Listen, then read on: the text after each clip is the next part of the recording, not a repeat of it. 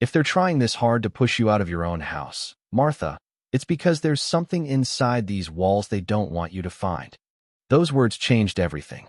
At the time, I didn't know who had written them, and I certainly didn't know how much truth they carried. What I did know was that my husband had been gone for exactly 8 days, and somehow the home we had shared for 46 years no longer felt like mine. My name is Martha Bennett. I'm 72 years old, and until recently, I believed family was the safest place a person could be. The morning began quietly. Pale sunlight slipped through the kitchen curtains and settled across the oak table where Daniel used to sit during Sunday breakfasts when he was a little boy. I wrapped my hands around a mug of coffee that had already gone cold. Since Richard, my husband, passed away, I often forgot to drink it while it was still hot. Grief has a way of stealing the smallest routines. I glanced toward the hallway and noticed the envelope. It sat alone in the center of the table. Plain white. No stamp. No name. Just an envelope that hadn't been there the night before. My pulse quickened. I opened it carefully and unfolded the single sheet of paper inside. One sentence. That was all. If they are rushing you out of the house, ask yourself why. I read it twice. Then a third time. My stomach tightened. Before I could think further, footsteps echoed from upstairs. Olivia entered the kitchen wearing a perfectly pressed cream-colored sweater and a smile that never quite reached her eyes. "Good morning, Martha," she said brightly. "I was actually hoping we could talk about something important today." I folded the note and slipped it into my pocket. "Of course," I replied. She sat across from me and folded her hands. "Daniel and I have been worried about you. This house is so large. So many stairs. So much upkeep." I stared at her. "I've managed it for years." "Yes, but things change." Her voice remained sweet. Too sweet. "We found a wonderful retirement community about 15 miles away. Beautiful grounds. Activities every day. We think you'd be happier there." Happier. 8 days after burying my husband, my daughter-in-law was already discussing where I should go next. Daniel appeared in the doorway moments later. He avoided my eyes. That hurt more than Olivia's words. I looked from one to the other and felt something cold settle inside me. Not anger. Not yet. Awareness. The kind that arrives when pieces of a puzzle begin sliding into place. Later that afternoon, after they left for errands, I unfolded the note again. The paper trembled slightly in my hand. For the first time, I stopped asking whether I was being pushed out. Instead, I asked the question written there. Why? That evening, the house felt even larger than it had the week before. Every room seemed to carry an echo of Richard's absence. I walked slowly through the living room, running my fingertips across familiar objects we had collected over decades together. The grandfather clock near the fireplace. The framed photographs from family vacations. The worn leather chair where Richard used to read every night before bed. Nothing had changed, yet everything felt different. The note remained folded inside my sweater pocket. I must have read it 20 times before sunset. Each time, the same question returned. Why were Daniel and Olivia in such a hurry? I stood at the kitchen window and watched their SUV pull into the driveway just after 6 o'clock. Olivia stepped out first, carrying several shopping bags. Daniel followed behind her. They laughed about something as they walked toward the front door. For a brief moment, I remembered the little boy who used to race home from school just to tell me about his day. That memory felt very far away now. During dinner, Olivia dominated the conversation. She spoke about floor plans at the retirement community. She described walking trails, social events, and fitness classes as though she were selling a vacation package. Daniel nodded along while staring at his plate. Not once did either of them ask what I wanted. Not once did they ask whether I was ready to leave the home where I had spent most of my adult life. After dinner, I carried my dish into the kitchen. As I returned down the hallway, I heard voices coming from Richard's old study. The door was nearly closed. I normally would have kept walking. Instead, I stopped. Olivia's voice drifted through the narrow opening. "We cannot wait much longer." My heartbeat quickened. Daniel answered quietly. I could not hear every word. Then Olivia spoke again. "The paperwork needs to be finished before anyone else gets involved." Paperwork. I remained completely still. A floorboard creaked beneath my foot. The voices stopped instantly. I continued walking before they opened the door and saw me standing there. Later that night, I could not sleep. Around midnight, I left my bedroom and made my way downstairs for a glass of water. The house was silent. As I passed the study, I noticed something unusual. A small metal filing cabinet stood beside Richard's desk. For years it had remained unlocked. Tonight, a brand new padlock hung from the drawer. I stared at it for several seconds. Richard had never locked that cabinet. Never. I returned to my room and sat on the edge of the bed. The note rested in my hand once again. Earlier, it had seemed mysterious. Now it felt like a warning. And for the first time since Richard's funeral, I stopped feeling helpless.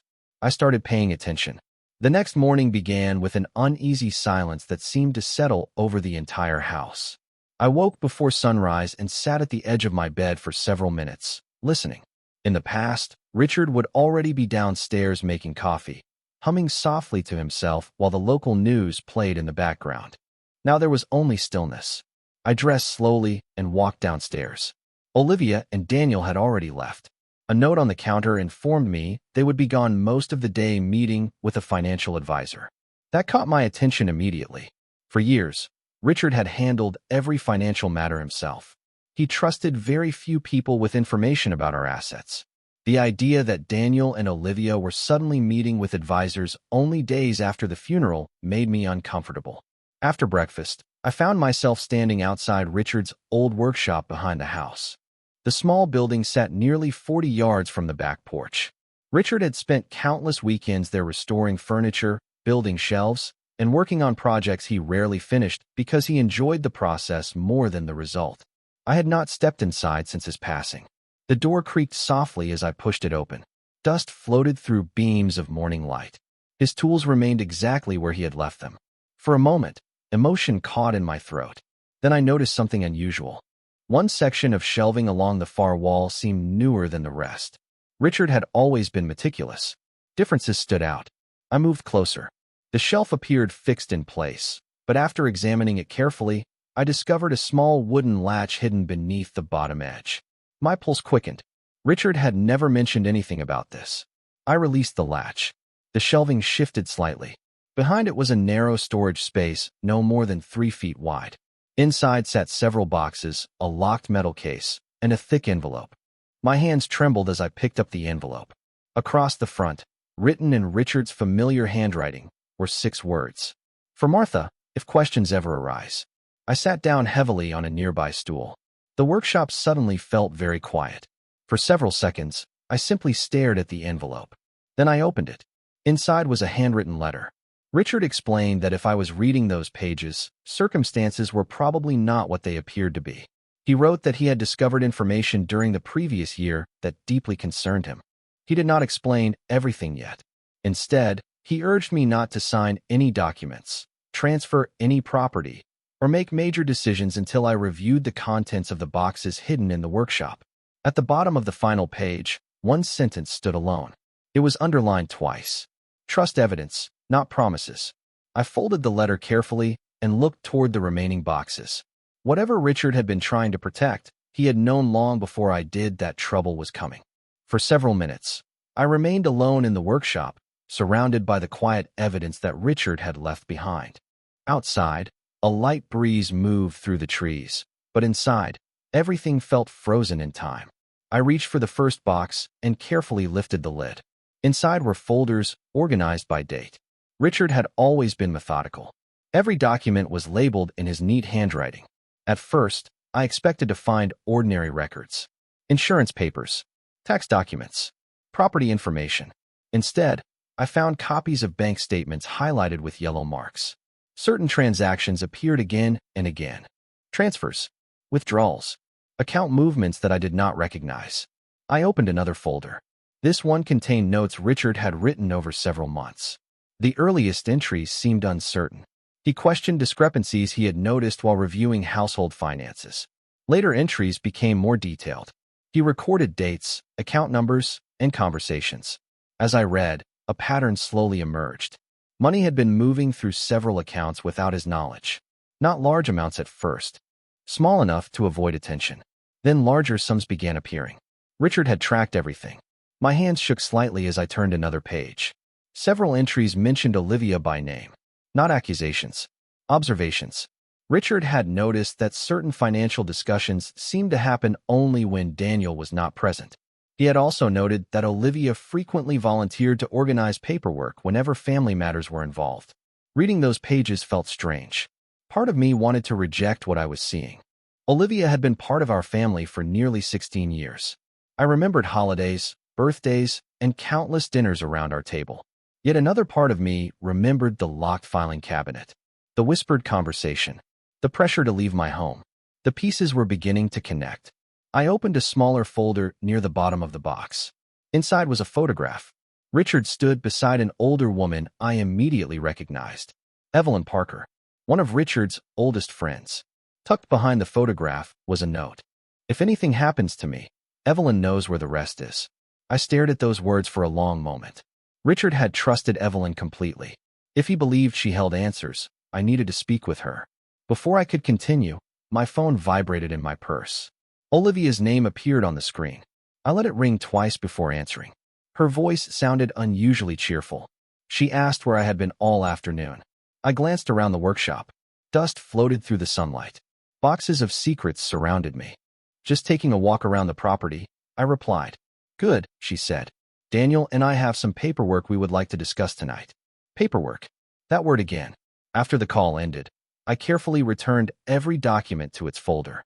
Then I slipped Richard's letter into my purse. As I locked the workshop behind me, one thing had become clear. My husband had not hidden those boxes because he feared the truth. He had hidden them because he knew someday I would need it.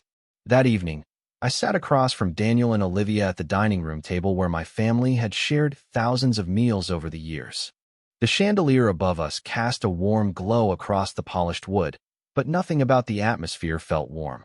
Olivia placed a folder in front of me and smiled. It was the same smile she always used when she wanted something. Calm, pleasant, carefully controlled. "There is nothing urgent," she said. "We simply want to help you plan for the future." I looked down at the folder without opening it. Daniel sat beside her, unusually quiet. His shoulders seemed tense. Every few moments, he glanced toward me and then quickly looked away. I remembered Richard's words. "Trust evidence, not promises." "What kind of planning?" I asked. Olivia leaned forward slightly. "Just practical decisions. The retirement community has limited availability. If we act now, we can secure a wonderful place for you." There it was again. The urgency, the pressure, the assumption that my future had already been decided. I finally opened the folder. Inside were brochures, housing information, and several documents that appeared ready for signatures. I turned the pages slowly. Olivia watched every movement. "I appreciate your concern," I said carefully, "but I am not ready to make any major decisions." A flicker of disappointment crossed her face before disappearing. "Of course," she replied. "We only want what is best for you." After the conversation ended, I returned to my room and closed the door. Then I called Evelyn Parker. She answered on the second ring. Her voice sounded gentle but unsurprised, as though she had been expecting my call. When I mentioned Richard's letter, a long silence followed. "I was wondering when you would find it," she finally said. My heart skipped. "You knew about the boxes?" "Richard showed them to me almost a year ago." I sat down slowly. "Why would he do that?" Evelyn sighed. "Because he was worried, Martha. Very worried." We spoke for nearly an hour. She explained that Richard had become concerned after discovering unusual financial activity connected to family accounts. At first, he thought there had been simple mistakes. Later, he no longer believed that. He started gathering records quietly. He never wanted conflict. He wanted facts. Before ending the call, Evelyn told me something that stopped me cold. "There is another person you need to speak with." "Who?" I asked. "Charles Whitmore, Richard's attorney. A man who had handled our legal affairs for more than 20 years. Richard left instructions with him," Evelyn said softly. "Instructions that were never meant to be used unless something went wrong." After the call ended, I stared into the darkness outside my bedroom window. Downstairs, I could hear Olivia moving through the house. For the first time, I realized I was no longer searching for answers. The answers were already waiting for me. I simply had to find them before Olivia realized I was looking. The following morning, I left the house earlier than usual. Olivia and Daniel were still asleep when I quietly pulled my car out of the driveway. The sun had barely risen above the trees, and a thin layer of fog hovered over the road. My destination was Charles Whitmore's office across town. During the drive, I replayed every conversation from the past week. Every suggestion, every gentle push, every document placed in front of me. What once seemed like concern now felt carefully orchestrated. Charles greeted me personally when I arrived. He looked older than I remembered, but his eyes carried the same steady confidence Richard had always trusted. After we exchanged a few quiet words about Richard, he led me into a private conference room and closed the door.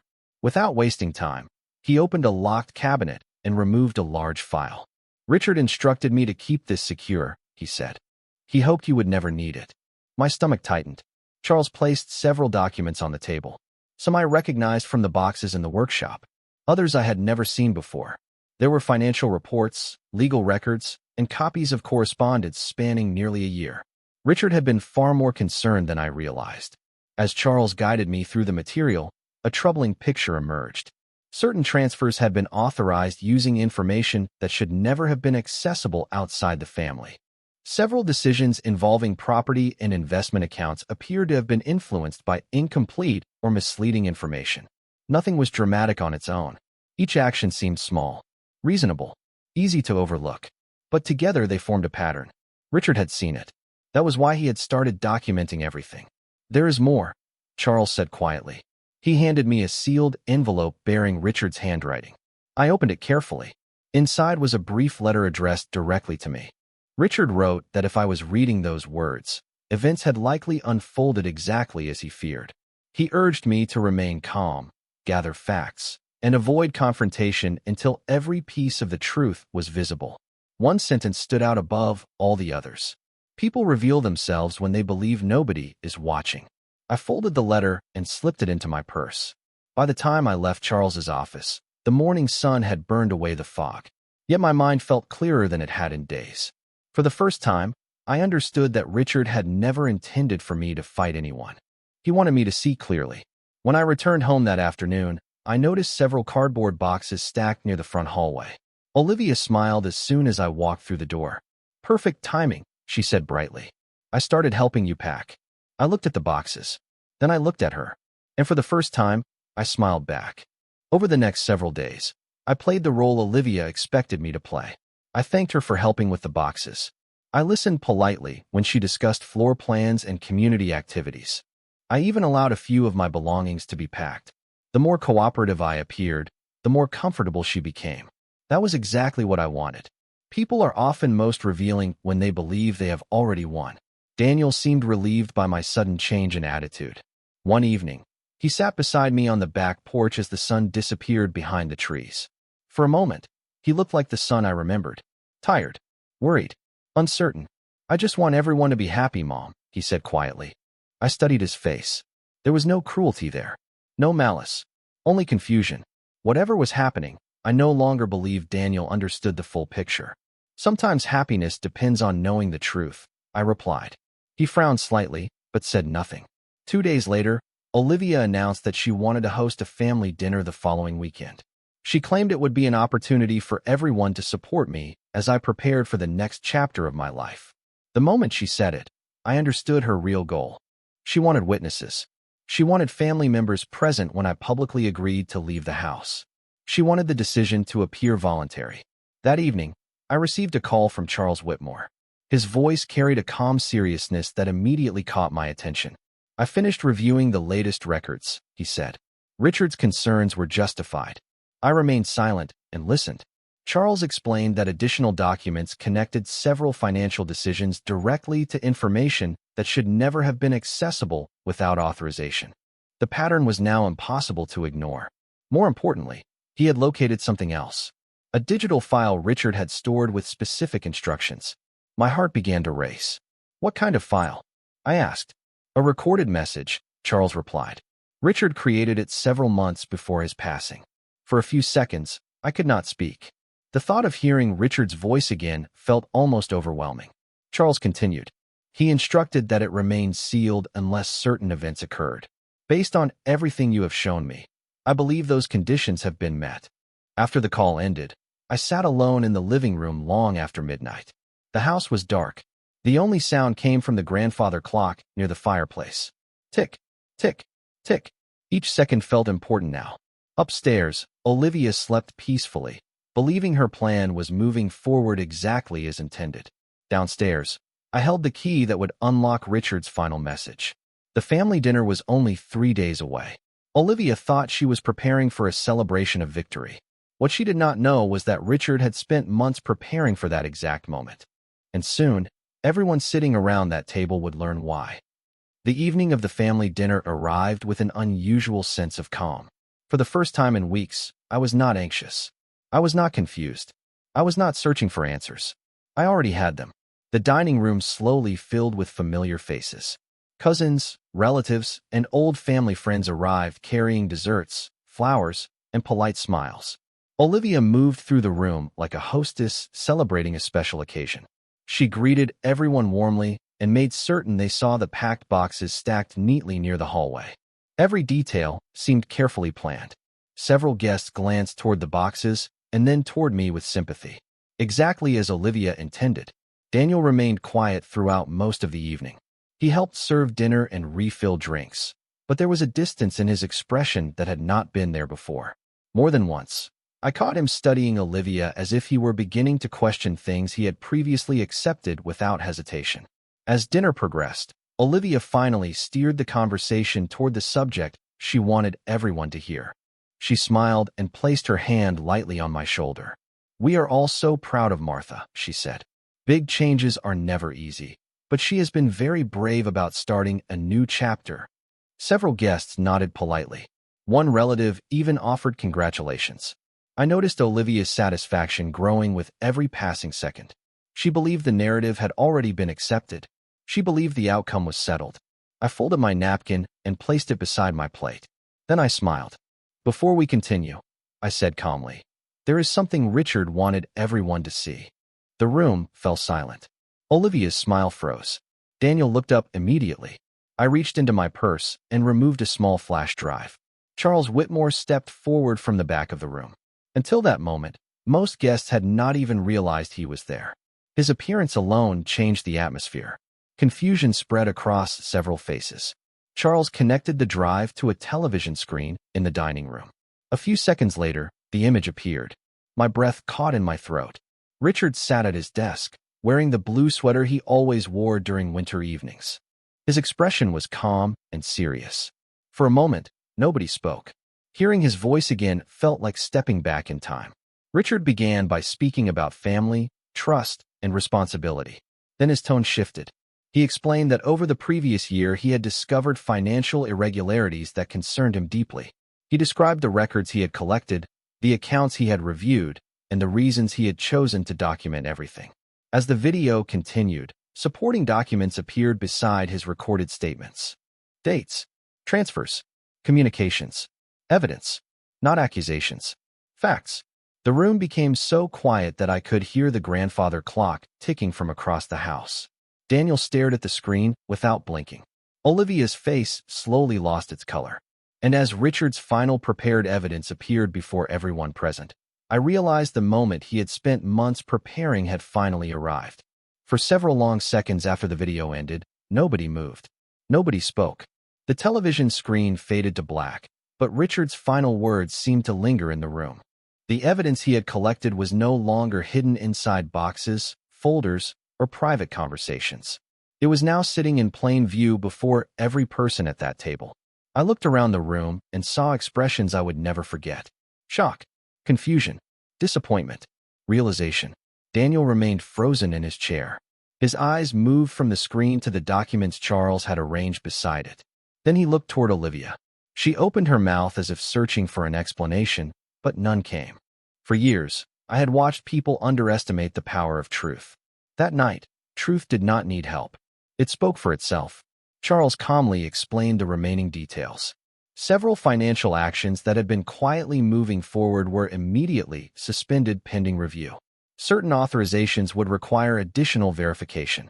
Independent professionals would examine the records Richard had preserved. Everything would be handled properly and transparently. There was no shouting, no dramatic confrontation, no scene. The facts were enough. One by one, family members began leaving the table. Some offered quiet words of support.